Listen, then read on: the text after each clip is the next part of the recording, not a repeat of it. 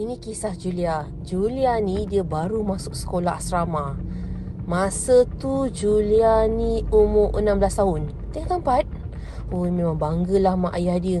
Sebab dekat kampung tu dia seorang dia masuk sekolah asrama. Sekolah asrama penuh. Ui, bangga. So si Julia ni dia memang tak pernah berjauhan dengan keluarga dia. And then dia pun pergilah ke sekolah asrama tu. Dia memang terkejut sebab kakak senior ni macam pembuli pun ada juga. Tapi dia layankan je lah. Okay, nak dijadikan cerita dia bukanlah nak ceritakan tentang Julia ni, pengalaman Julia dekat sekolah asrama ke, kena buli ke, apa yang berlaku waktu orientasi ke. Bukan. Mami nak cerita tentang kisah seram Julia. Jeng. Kenapa aku gelak macam tu?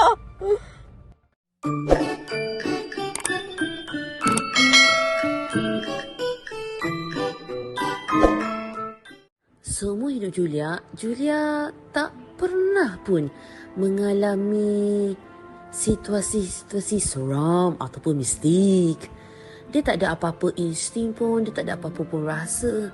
Cumanya, selepas seminggu berada di sekolah asrama ni, Julia mula bermimpi. Mimpi yang pelik-pelik. Julia ni, katil dia dekat sebelah tingkap. Dan tingkap tu menghadap padang. Dan padang tu menghadap blok. Ada satu blok ni, kita panggillah blok K. Blok K ni memang student tak boleh pergi ke blok ni selepas pukul 8 malam. Kalau mana-mana pelajar tertinggal buku ke, tertinggal beg ke, tertinggal benda ke, tertinggal dompet ke, mereka hanya boleh pergi ke blok tu sebelum pukul 8. Selepas pukul 8 tak boleh masuk. Tapi blok-blok lain boleh. Hanya blok K saja tak boleh. Tapi pelajar-pelajar baru tak questionkan pula. Siapa nak pergi ke blok K waktu malam-malam? Seram kot tempat tu. Sebab banyak pokok-pokok. Dan lampu memang tutup. Memang tak buka lampu waktu malam. Jadi pelajar-pelajar yang berada dekat dalam blok tu, kalau waktu prep, waktu malam, diorang akan assign dekat ruang lain, dekat dewan makan. Jadi nak dijadikannya cerita, Julia ni mula bermimpi. Mimpi yang pelik. Dia mimpi ada orang ketuk tingkap bilik dia.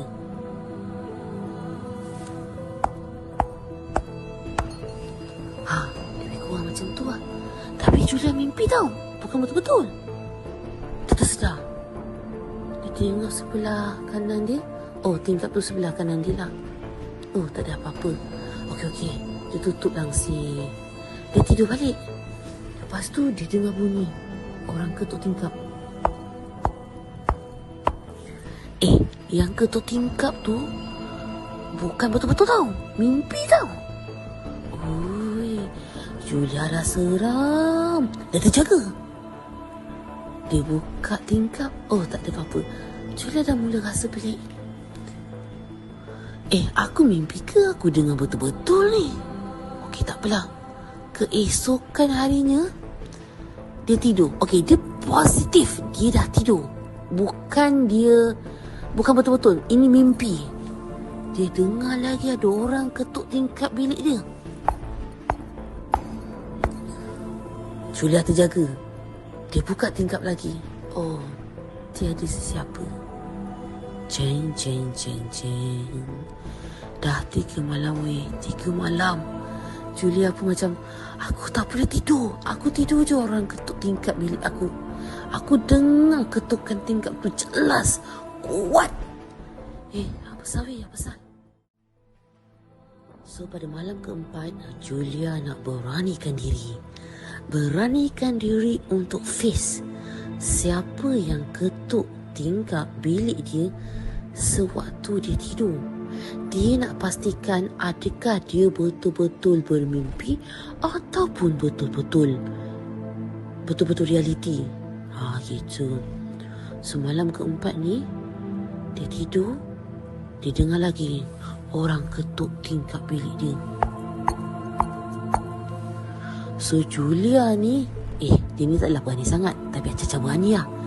Dia pun buka lah tingkap bilik. Tingkap bilik je, tingkap tu benda tu. Dia nampak ada seorang budak lelaki memakai baju hitam. Dia cakap, Tolong saya. Julia dah takut. Julia terus tutup tingkap tu, and dia terjaga daripada mimpi tu.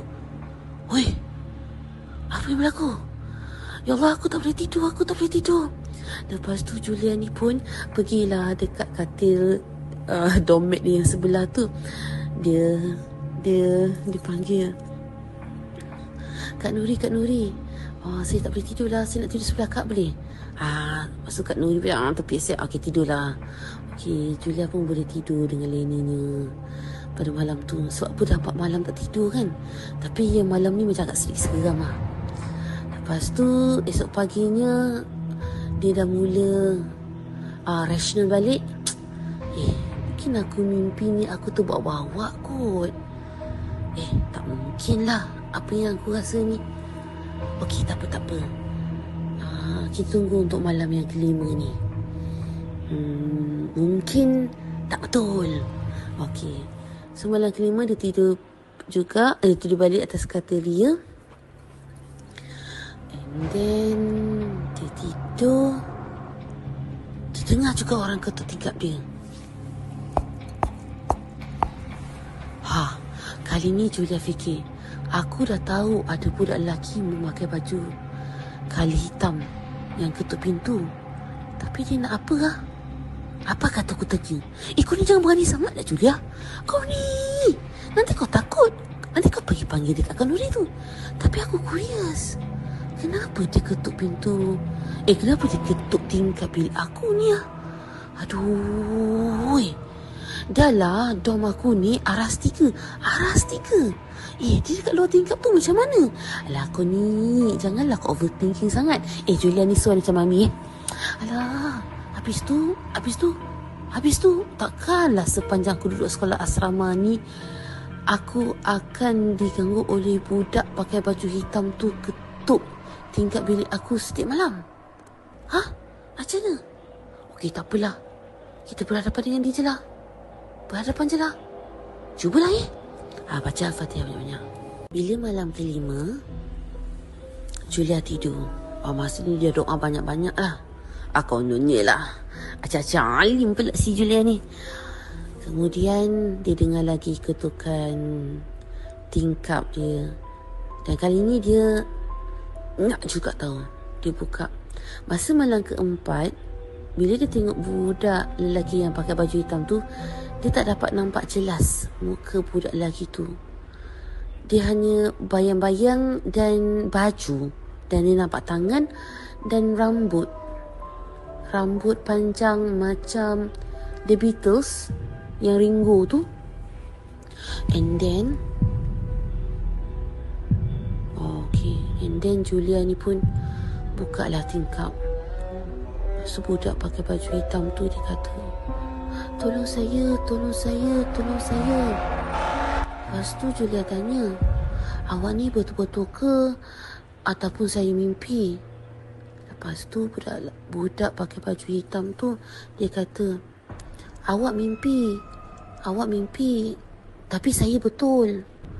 Saya nak awak dengar. Saya tak tahu macam mana saya nak cakap. Lepas tu Julia cakap, Kenapa awak nak cakap dengan saya? Awak cakaplah dengan orang lain. Saya ni penakut. Tapi awak seorang je boleh nampak saya.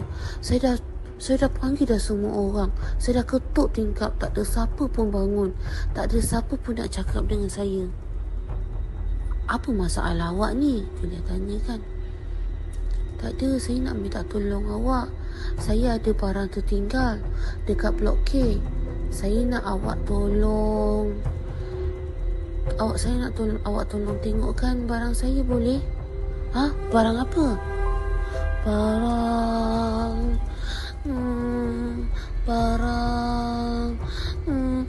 Saya sedih. Saya tak suka macam ni berlaku. Saya sedih. Awak ni janganlah nangis. Awak cakaplah betul-betul. Saya sedih. Tuk, Julia tersedar daripada mimpi dia. Allah Akbar. Sedihlah pula dia. Aku baru nak cacah berani. Tapi yang hairannya, dekat dalam mimpi Julia tu, dia tak dapat nampak pun muka jelas lelaki tu. Hanya dia ingat hanya rambut dan dia memakai baju hitam dan tangan dia lah. Itu je. Dan tangan dia masa nak ambil barang tu, tangan dia macam tunjuk ke atas tau. Dia point dekat atas. Kenapa ya? Kenapa? Kan? Mami pula seram ni. Aku ni dah bercerita ni pukul 3:30 pagi. Tiba-tiba aku tengok tingkap bilik aku ni. Hai Mami. Pada malam ke-6, Julia dah tekad. Okey, Julia kena bantu budak pakai baju hitam ni untuk menyelesaikan masalah dia. Julia ni dia tak tahu budak ni hantu ke, roh yang tak tenang ke, ataupun burian. Tak tahu. So dia tunggu. Malam ke-6, budak ni tak ketuk tingkap dia. Malam ke-7, dia ni tak tutup tingkap dia. Malam ke-8 pun tak ketuk juga tingkap dia pun. Hairan. Aduh. Tak apalah, mungkin semua cerita ini berakhir. Jadi pada hari yang ke-9, sebelum tu Mami nak bagi tahu Julia ni juga adalah pelajar di kelas Blok K. Julia ni pula kan ngada-ngada. Sebenarnya dekat sekolah ni tak boleh bawa phone. Ini zaman waktu phone tak boleh bawa dekat sekolah asrama. Macam diharamkan lah. Masa tu mana ada internet dekat phone. Ini telefon 3310. So dia dah tahu dah dia bawa phone haram. Dan dia tertinggal pula dekat dalam kelas dia. Sebab dia dah janji dengan mak dia nak SMS. Waktu tu zaman SMS kan. Mak dia waktu pukul 10 malam. Jadi tak boleh masuk. Jadi Julia ni panggil kawan dia, Mina, suruh temankan dia pergi ke Blok K ambil phone dia. Masa tu dalam hampir pukul 9 lah. Hampir pukul 9. So diorang ni senyap-senyap masuk Blok K guna torchlight. Sebab kalau dia buka lampu, nanti pihak pengurusan akan nampak, pengurusan sekolah. Dan peliknya, masa Julia ambil phone dekat bawah laci meja dia, tiba-tiba dia terdengar ketukan tingkap. Lepas tu si Mina jerit, "Weh, kau dengar tak tu? Kenapa tu? Siapa yang ketuk tu? Mana ada orang kat sini?"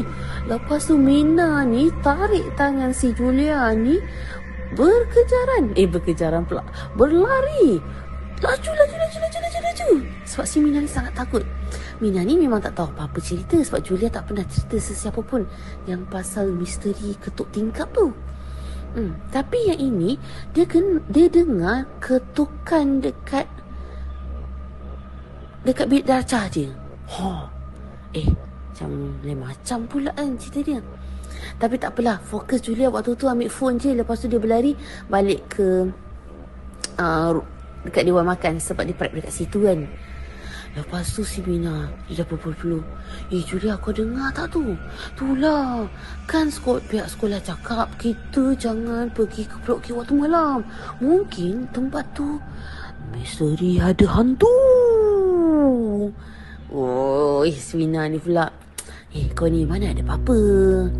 Kau ni kan, kita tak payah pergi situ lagi dah. Alah, sekali ni je.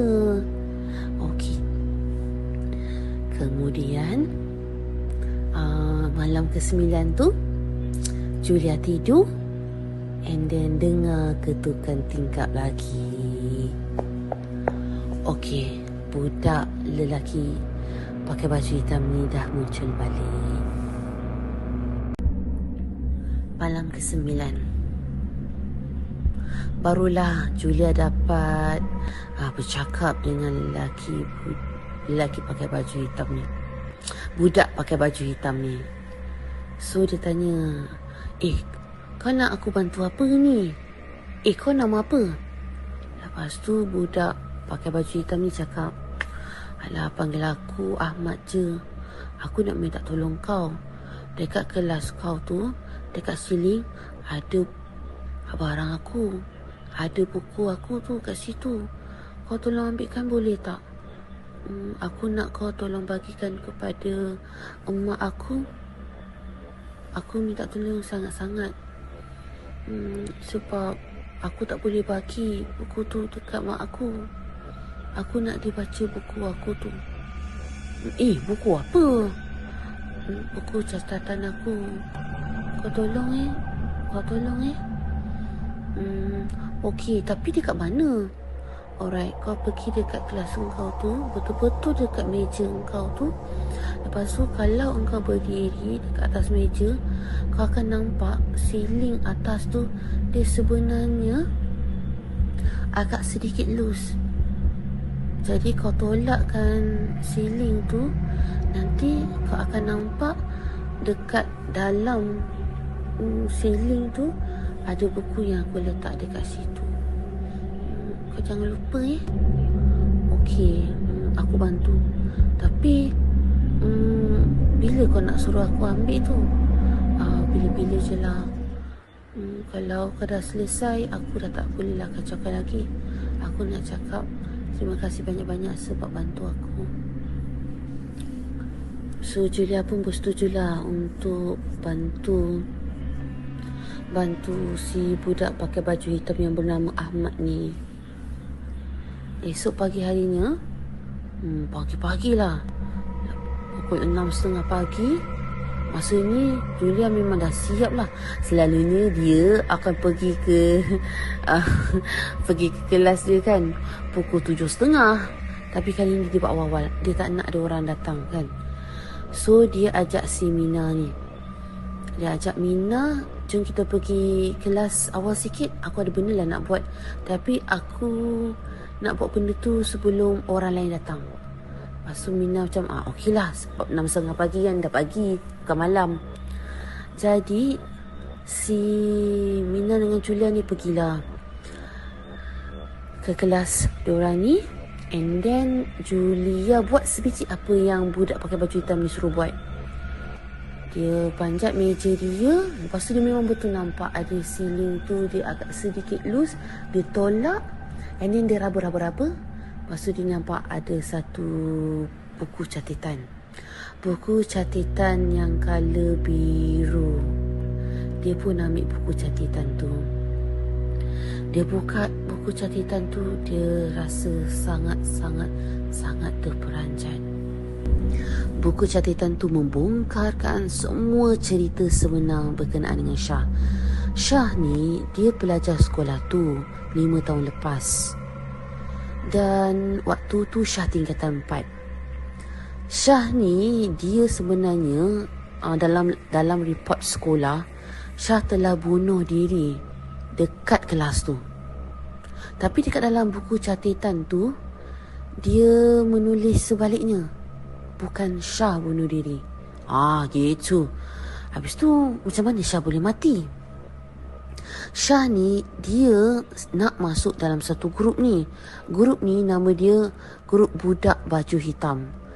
Grup Budak Baju Hitam ni, sebelum kau nak masuk grup ni, ini macam grup-grup gangster lah. Grup gangster-gangster yang cool, yang semua pelajar nak masuk. Kalau kau berada dekat dalam grup ni, kau akan selamat dah dekat sekolah tu. In fact, masa Julia berada dekat sekolah tu, maksudnya belajar kat sekolah tu, grup tu masih ada lagi. Tapi pihak sekolah tak tahu grup tu. Jadi si Syah ni cakap salah satu cabaran dia adalah dia kena berdiri atas meja Julia tu.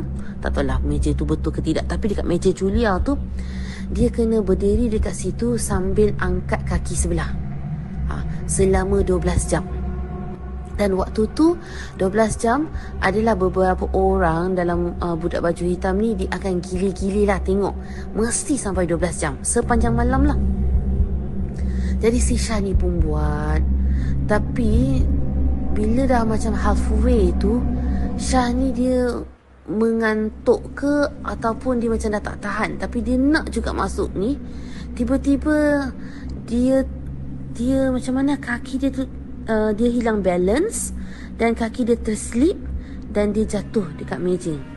Masa dia jatuh dekat meja tu, Syah ni dia punya kepala ni terhantuk kepada bucu kerusi.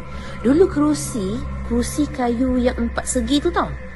4 segi, yang bucu 4 segi tu dia terkena. Dan waktu tu tak adalah darah, tapi dia ada pendarahan dalaman kat dalam otak dia. Maknanya geran sangat kuat. So budak-budak pakai baju hitam yang menyaksikan kejadian tu terus lari. Dia tak ada selamatkan Syah, dia tak ada buat apa-apa, dia tak cakap dengan sekolah. Diorang memang sangat takut. Dan kemudian Syah matilah beberapa seketika. And then Syah tulis kat situ, ada berapa orang? Ada 4 orang yang berada di tempat kejadian. 4 orang tu memang dah grad lah. Dan lagi satu, Syah dia buat satu karangan yang sangat panjang kepada emak dia. Emak dia selepas kejadian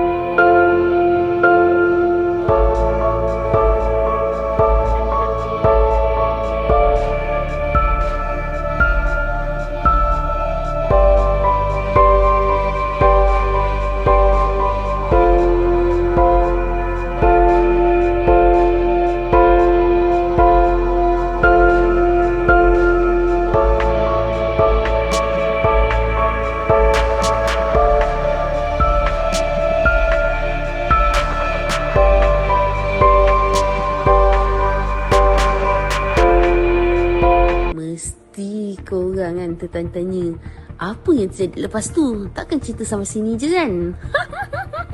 Korang ni. Okey.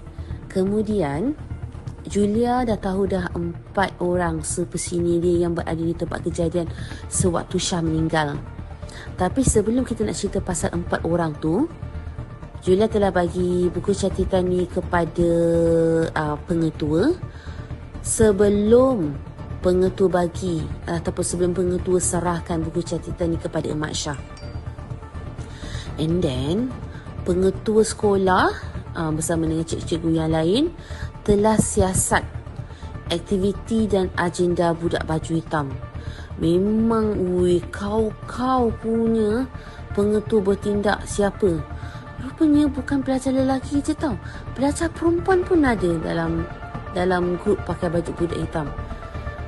Dan mulai hari itu, mulai saat tahun tu lah, sekolah tu telah mengharamkan semua baju hitam.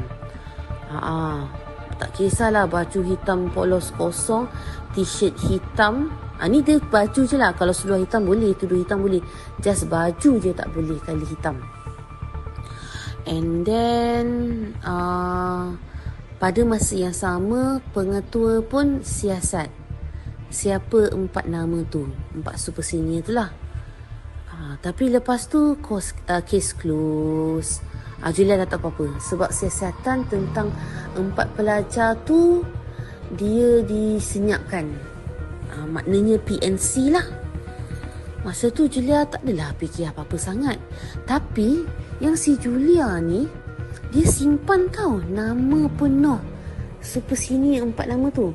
Dan yang tahu nama tu hanya pengetua sekolah dan beberapa cikgu yang terlibat menyiasat pelajar tu je. Dan Julia lah.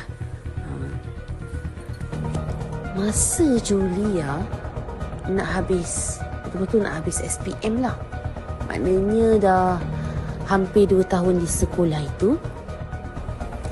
Masa tu ada sekumpulan super senior datang ke sekolah tu bagi program motivasi.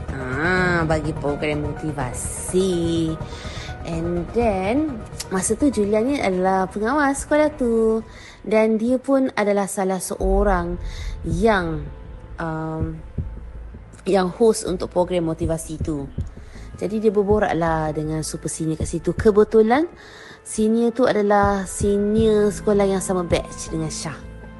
Tapi waktu tu Julia tak tanya tahu pasal Syah. Tahu tak apa Julia tanya? Julia tanya, abang kenal tak abang, disebutlah nama 1, 2, 3, 4 pelajar tu. Lepas tu abang tu cakap, macam mana awak kenal dia? Oh, adalah saya dengar je cerita, saya tengok dekat dalam buku majalah sekolah. Diorang ni kan pelajar cemerlang bang. Itulah saya cuba tanya apa dia buat sekarang. Mesti dia dapat kerja yang sangat bagus kan? Lepas tu abang tu pun terdiam.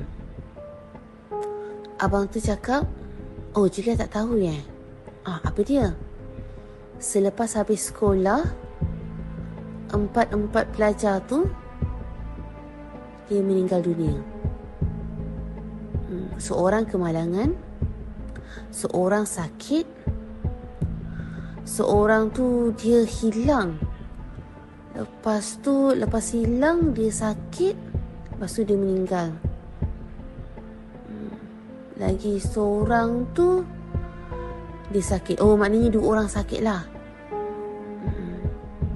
Diorang meninggal muda, right after SPM. Diorang tak ambil pun result SPM. Masa tu Julia sangat terperanjat. What is going on? Jeng. The end.